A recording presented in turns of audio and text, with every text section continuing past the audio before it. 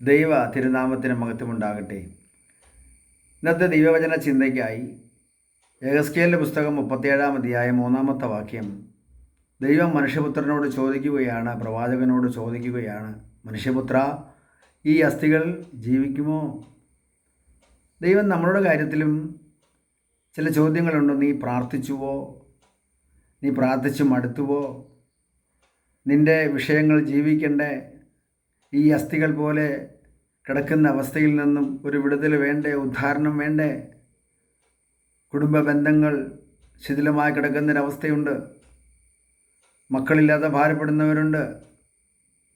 ഭർത്താവും ഭാര്യ ഒരു കുടുംബത്തിൽ ഒരു വീട്ടിലാണെങ്കിലും ഭർത്താവ് വേറെ ജീവിതം, ഭാര്യ വേറെ ജീവിതം.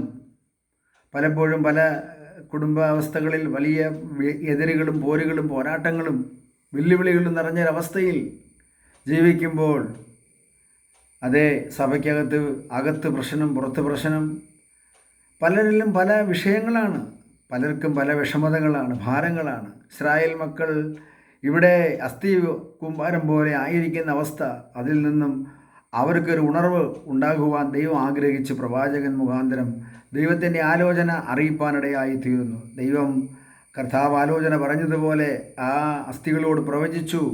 അങ്ങനെ പ്രവചനം നിറവേറി അവർ ഇതാ എഴുന്നേറ്റൊരു സൈന്യമായി നിന്നു. ഇതുപോലെ ജീവിതത്തിൽ ദൈവപ്രവൃത്തി വെളിപ്പെടാൻ സമയമായിരിക്കുകയാണ്.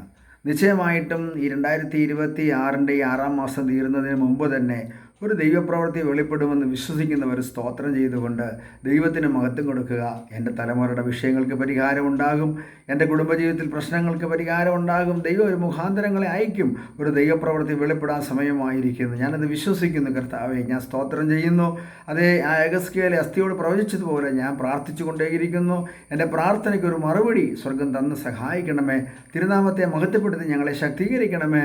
ഞങ്ങൾ തളർന്നും ക്ഷീണിച്ചും പിറുപിറുപ്പും ആവലാതി പറഞ്ഞും പിന്നോട്ട് പോകാതെ മുന്നോട്ട് തന്നെ ഗമിപ്പാൻ ഞങ്ങളെ സഹായിക്കണം. തിരുനാമത്തെ മഹത്വപ്പെടുത്തിയല്ലോ കർത്താവ്, എത്രത്തോളം ഞങ്ങളെ സഹായിച്ചല്ലോ എന്ന് പറഞ്ഞ് നമുക്ക് ദൈവത്തെ മഹത്വപ്പെടുത്താൻ നമ്മുടെ കണ്ണുകളെ അടയ്ക്കാൻ ദൈവപ്രവൃത്തി വരാൻ പോകുന്നു.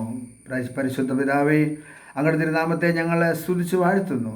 ഈ ജനം, നിൻ്റെ ജനം അനുഗ്രഹിക്കപ്പെട്ടവരായി ഈ ദൂതിലൂടെ അനുഗ്രഹിക്കപ്പെടുവാൻ സഹായിക്കണം. മഹത്വം അങ്ങേക്ക് യേശു ക്രിസ്തുവിൻ്റെ നാമത്തിൽ തന്നെ. ആമേൻ.